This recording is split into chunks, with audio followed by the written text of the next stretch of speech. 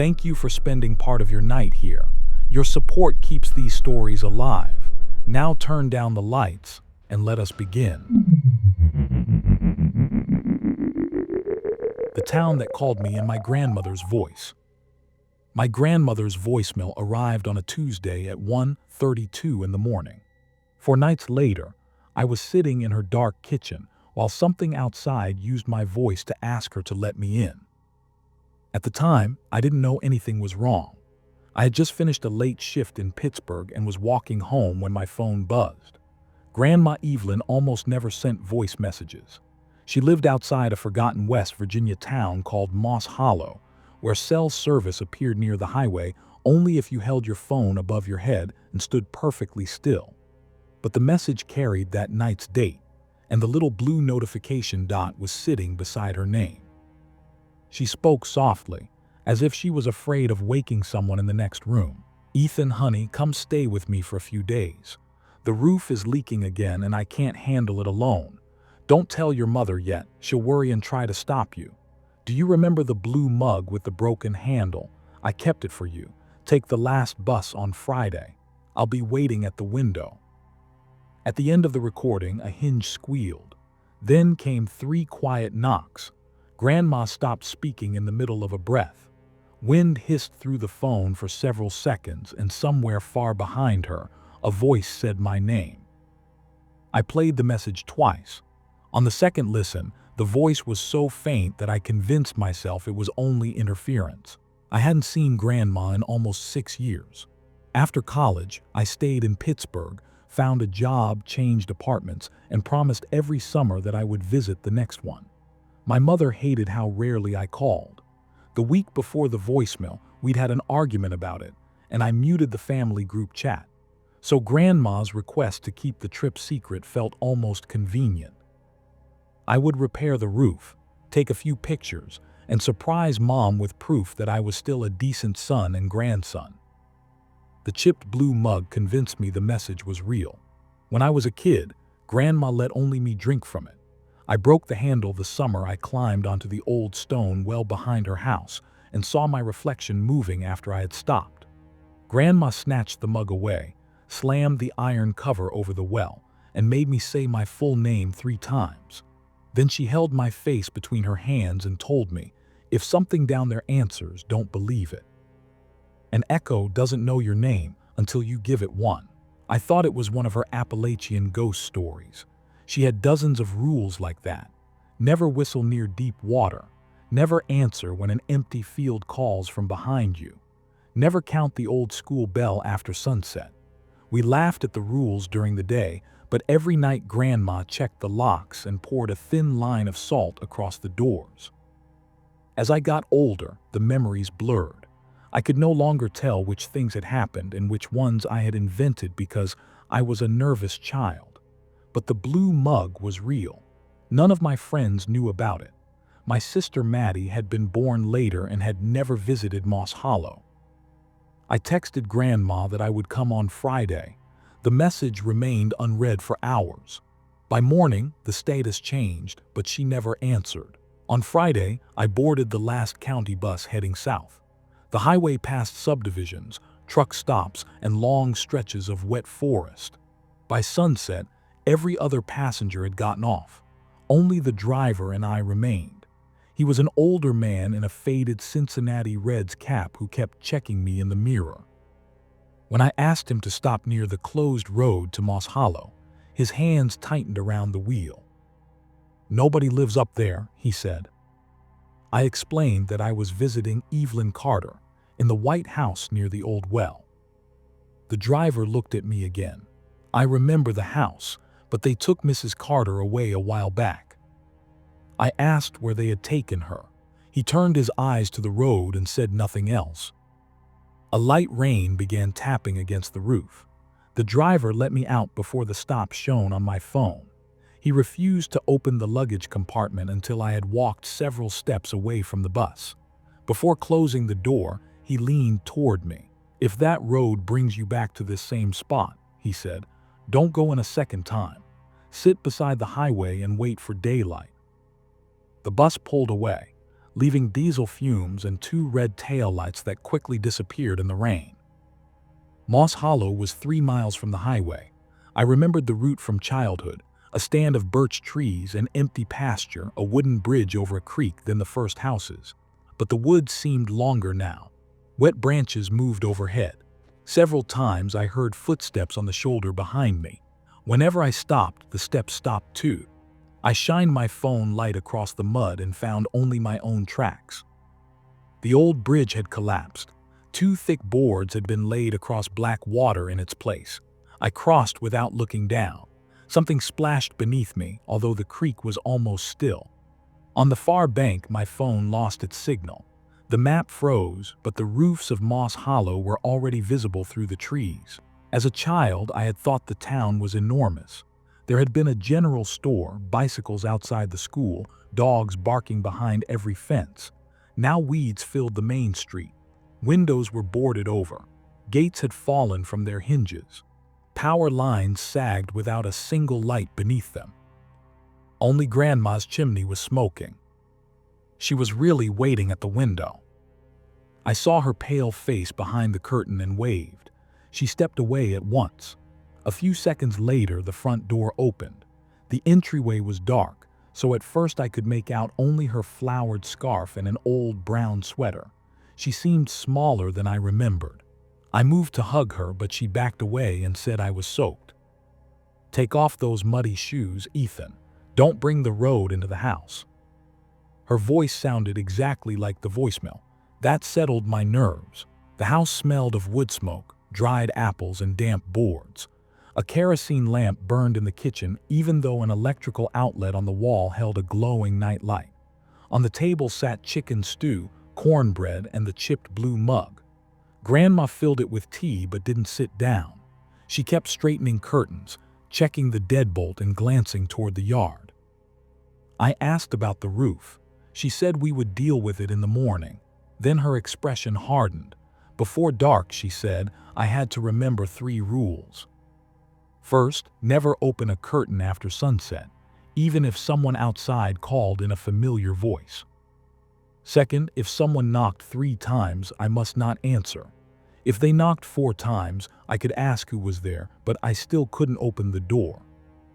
Third, I was not to approach the old well behind the shed, and under no circumstances could I look beneath its iron cover.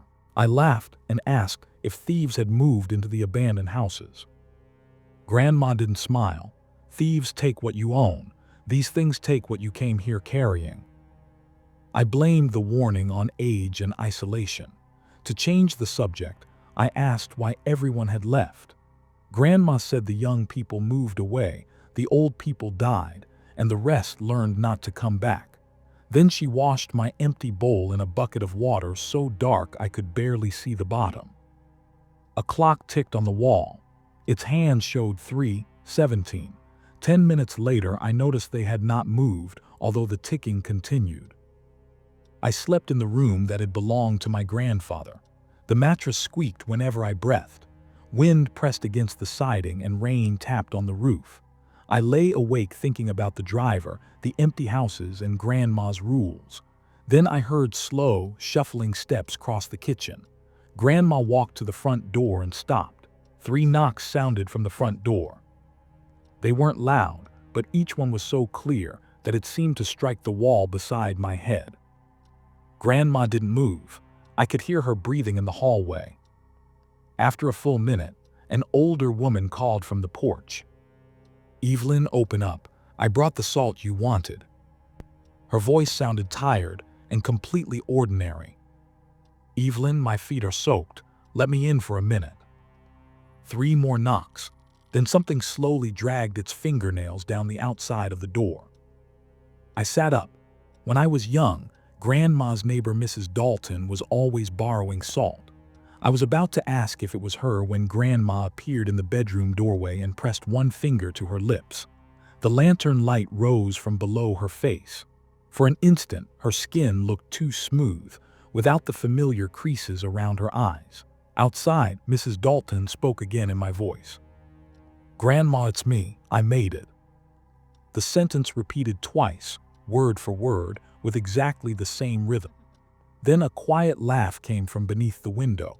It wasn't a child and it wasn't a woman. It sounded like a man who had been hiding in the dark for hours and had finally realized we knew he was there. Grandma carried the lantern back to the kitchen. I followed her. We sat without speaking until dawn. The knocking did not return, but wet grass cracked and whispered around the house all night. 2 hours later, the rain had nearly stopped. The clock grew louder. Between its identical beats, I heard someone walking carefully across the roof. The footsteps started above the porch, crossed the kitchen, and stopped directly over us. Dust sifted from the ceiling. Grandma added kerosene to the lamp and watched only the flame. Then the well cover scraped across stone in the backyard. A chain pulled tight and struck the well once. From outside the wall, Maddie called my name. "Ethan, come out." I dropped my phone. My sister lived 400 miles away in Columbus. I knew that, but I still turned toward the window. The curtain slowly drew inward, as if someone outside had placed a mouth against the gap and inhaled. A damp handprint appeared on the cloth. Grandma covered my hand with hers. Her fingers were cold. "Don't listen to what it says," she whispered. "Listen to how it says it." The voice asked me to come outside again. Every word was correct, but the pauses were all the same length, as though the sentence had been cut apart and glued back together. On the third try, the words changed order. "Phone come out," Ethan dropped. Something on the roof gave that same low laugh. The footsteps ran toward the edge, but I never heard a body land. Instead, heavy breathing began in the entryway. The doorknob lowered. The line of salt across the threshold hissed like water in a hot skillet. I wanted to ask Grandma what was outside, but she squeezed my wrist. We sat without moving while the voices of everyone I might recognize took turns at the door. My mother, Maddie, my dead grandfather, a friend from high school. The final voice was mine. Calmly, it recited the address of my Pittsburgh apartment, the building entrance code, and the floor where I lived. That was when I understood. It wasn't simply trying to enter the house. It was showing me how much it had already learned. The next morning, Grandma acted as if nothing had happened. She poured coffee and asked whether I had slept well. When I mentioned the visitor, she said old houses made strange noises during storms. I told her I had heard my own voice. The spoon slipped from her hand and struck the floor. "Did you answer it?" I said no. She picked up the spoon and wiped it with a dish towel for a very long time. "Then we're fine." We never touched the roof. Grandma claimed the lumber was too wet and sent me to gather dry firewood from the shed. That was when I saw the well clearly for the first time. It stood about 60 feet behind the house among shoulder-high weeds. The stone ring had sunk deep into the earth. A round iron cover lay across it, secured by a heavy chain. The chain looked new. A red strand of yarn had been tied around one link. While I stacked wood, something splashed beneath the cover. A moment later, someone in the well coughed. It was the exact rough morning cough I had heard from Grandma my entire childhood. I hurried back and asked why an empty well needed a lock. Grandma stood with her back to me. She said the water had gone bad. At that moment, 4 heavy knocks came from inside the shed I had just closed. Grandma slowly turned her head. "Who's there?" she called. Nothing answered. After lunch, I walked through the town. I wanted to find a patch of cell service and call my mother. Grandma told me to return before the well's shadow touched the shed. The sky was solid gray. Nothing outside had a shadow. I passed the abandoned general store. Its faded business hours still hung on the door, and rows of empty mason jars stood behind the cloudy glass. Whenever the wind moved the sign, a short metallic knock answered from inside. Farther down the road, the roof of the old community hall had collapsed. A notice board lay face up in the weeds. Beneath cracked glass was a group photograph from a town picnic. Grandma sat in the front row as a young woman, beside my grandfather. Dozens of residents stood behind them. Almost every face had been scraped away with something sharp. Only Grandma's face and mine remained untouched. I was a round-faced kid wearing a baseball cap 2 sizes too large.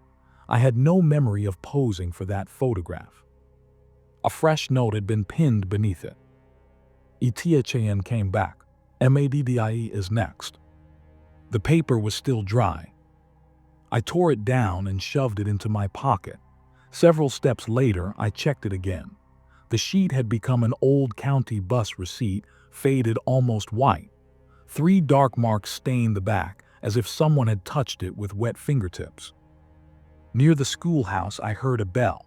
It wasn't a full strike, only metal trembling in the wind. Every first-floor window had been boarded over. One window on the second floor stood open, and a shadow moved behind it. I called out but remembered the first rule before giving my name. The shadow stopped. Grandma's voice answered from the window. "Ethan, come home. I already made coffee." Her house stood at the other end of town, and smoke was still rising from its chimney.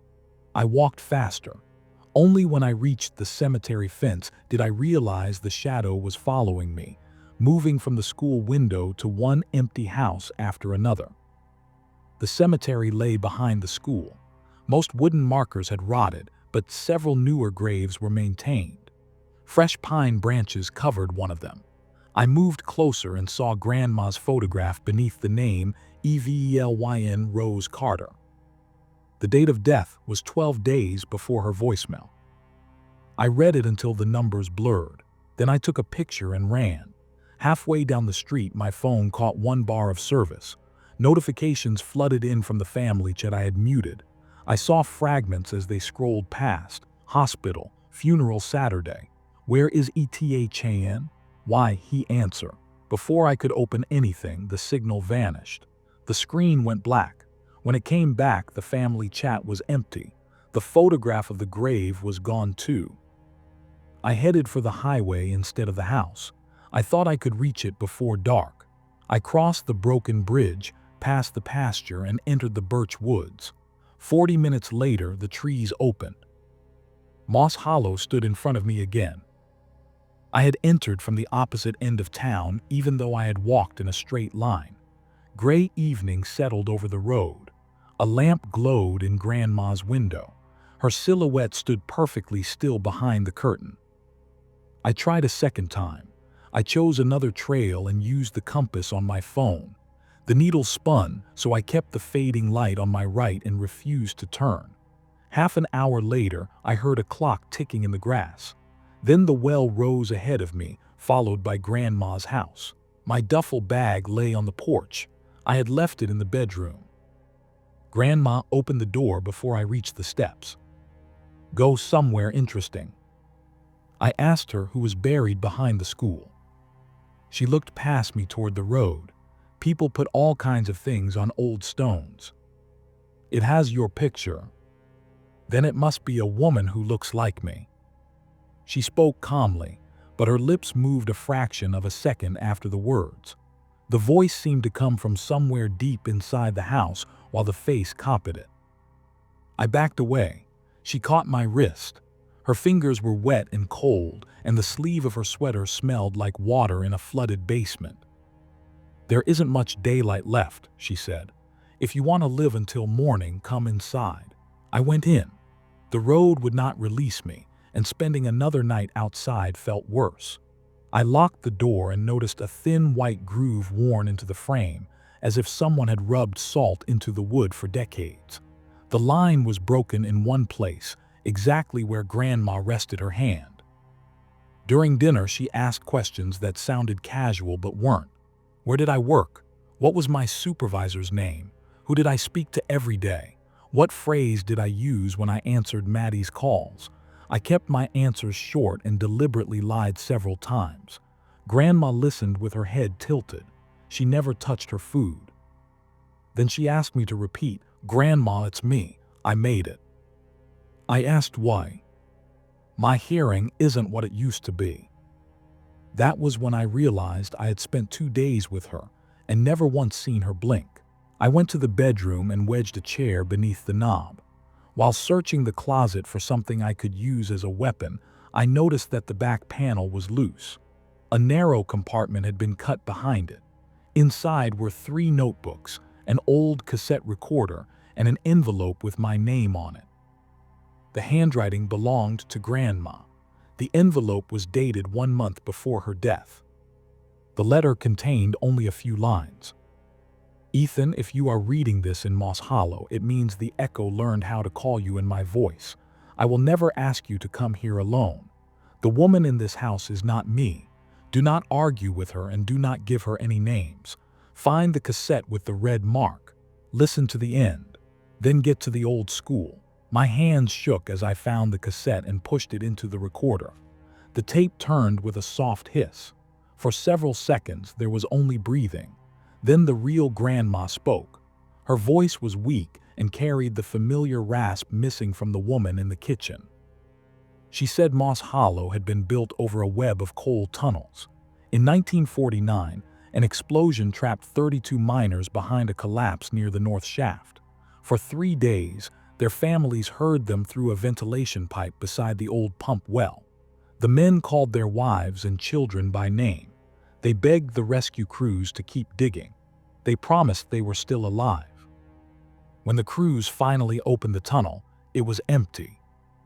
There were no bodies, tools, footprints, or signs that 32 men had ever been there. But their voices continued to come from inside the rock. After that, something began speaking beneath Moss Hollow. Grandma called it the echo. It had no voice of its own. It memorized what it heard, joined borrowed words together, and called people in the voices of those they loved. At first, it only begged families to open their doors. Years later, it learned to invite people who had moved away. Every person who returned brought it new voices, names, addresses, and memories. Grandma's family had watched the well for generations.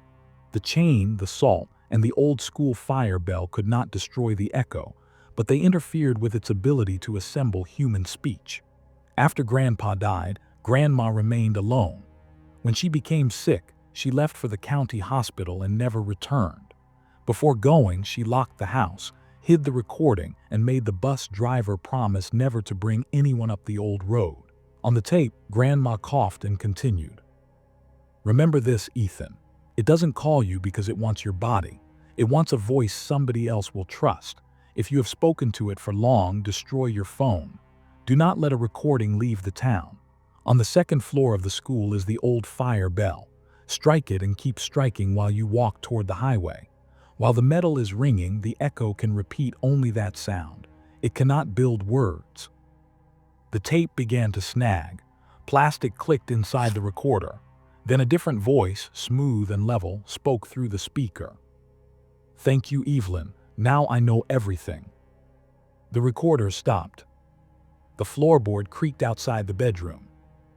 The woman stood in the hall. I had not heard her approach. Did you find one of Grandma's ghost stories? She asked. I hid the letter beneath my shirt and said I had been looking for an extra blanket. She moved closer but did not cross the bedroom threshold. Beneath the chair was another thin line of salt. It's going to be cold tonight, she said. Let me sit with you like I did when you were little. I studied her face and began to find the mistakes. A mole was on the wrong cheek. Her hair was parted on the opposite side. Her teeth were too straight. The thing remembered Grandma through old photographs and other people's eyes, but it did not know how she looked from 3 feet away. Tell me about Maddie, it said. She loved the blue mug too, didn't she? I remained silent. The woman's face stayed calm, but the laugh from beneath the window sounded in the kitchen. This time it was louder. Other voices joined it. Mrs. Dalton, the bus driver, my mother, and me. They repeated pieces of what I had said over dinner. Where do you live? What's your sister's name? I made it.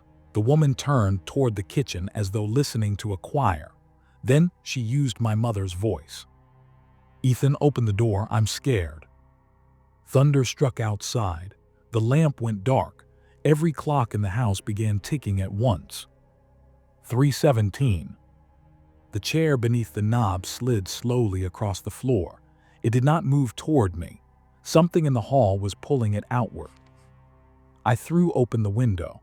The frame was swollen with age, but it gave way on the second hit. Rain poured through the opening. The ground was about 7 feet below. The woman spoke in Grandma's true voice, the weak, rough voice from the cassette. "Don't jump, Ethan. It's dark out there. You were always afraid of the dark." That sentence had not been on the recording. It was something only Grandma had known. For 1 second I stopped. The woman noticed and smiled.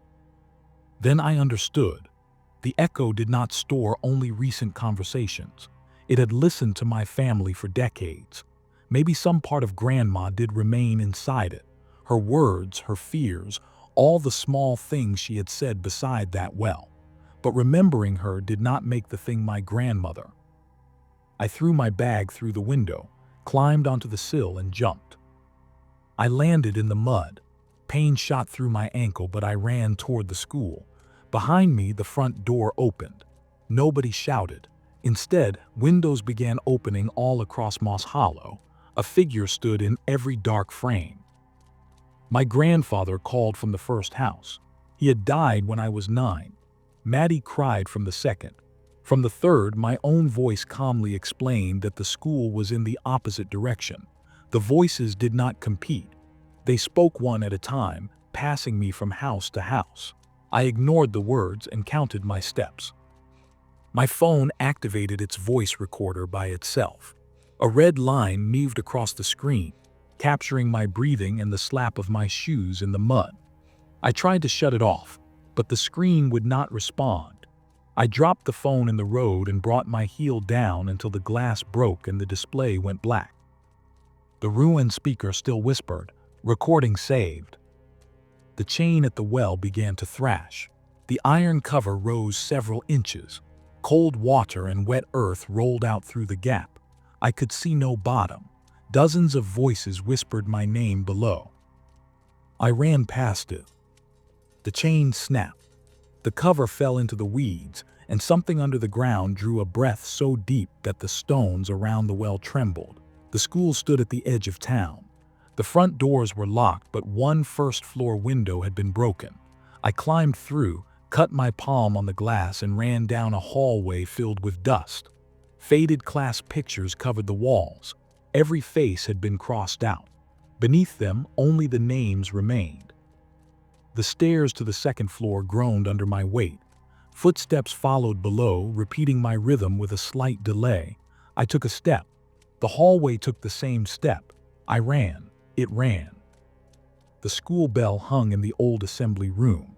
It was a heavy cast-iron fire bell mounted on a wooden frame. A steel hammer lay beside it. I struck once. The sound shook the windows. Every voice downstairs stopped. A second later, the entire town answered with the same metallic roar. It rolled through the houses, traveled beneath the ground, and rose again from the well. I struck the bell a second time, then a third. With each blow, the darkness in the hall pulled farther away. I removed the bell from its bracket. It was heavy, but a long emergency strap was attached to its frame. I slung it over one shoulder, took the hammer, and started downstairs, striking the metal every third step. The woman in Grandma's scarf waited in the hallway. She no longer tried to hold one human shape. Her face changed with every ring. Grandma, Mom, Mrs. Dalton, an unfamiliar minor, a child, then me. The mouths opened, but only the sound of the bell came out. I walked past her. She reached for me but did not touch. Salt from the bedroom floor had stuck to my wet clothes, leaving a pale line behind me. Outside, the rain stopped. I walked down the road and kept ringing the bell. Shapes moved in every window. They copied me. When I raised the hammer, hundreds of arms rose. When I struck, the whole town answered. Near the creek, the strap began to tear. I carried the bell in both hands. Halfway across the boards, one split beneath my knee. I fell and nearly lost the hammer. From the black water, Grandma said, "Ethan, help me get out." I hit the bell and crawled forward. Beyond the creek, the birch woods closed around me. The bell became heavier with every step. Its ring no longer traveled far. It struck inside my skull. Someone walked behind me through the wet leaves. It never spoke. It simply breathed with my breath. When the strap finally broke, I saw the highway sign ahead. I struck the bell one final time and dropped it in the road. Maddie called from the woods behind me. "Ethan, wait, I'm here too." I did not turn around. At dawn, I reached the county bus stop and sat on the wet pavement. The road did not fold back on itself. 2 hours later, the same driver found me. He saw the blood on my hands and the remains of my phone. He asked no questions. He crossed himself and opened the door. Back in Pittsburgh, I went straight to my mother's apartment. She looked older than she had a month earlier. The moment she saw me, she slapped me, then wrapped both arms around me. Grandma had died in the county hospital almost a month before. Mom had called me every day. She had texted from different numbers and even sent one of my coworkers to my apartment. I had received nothing. We checked Grandma's phone. It had been powered off in Mom's desk since the funeral. No outgoing voicemail appeared in its history. The carrier confirmed that Grandma's number had not connected to a tower for weeks. I left my broken phone at a repair shop. The technician said the storage was damaged, but he might recover part of it. 3 days later, he called and asked why I needed so many copies of the same audio file. He had found 174 recordings.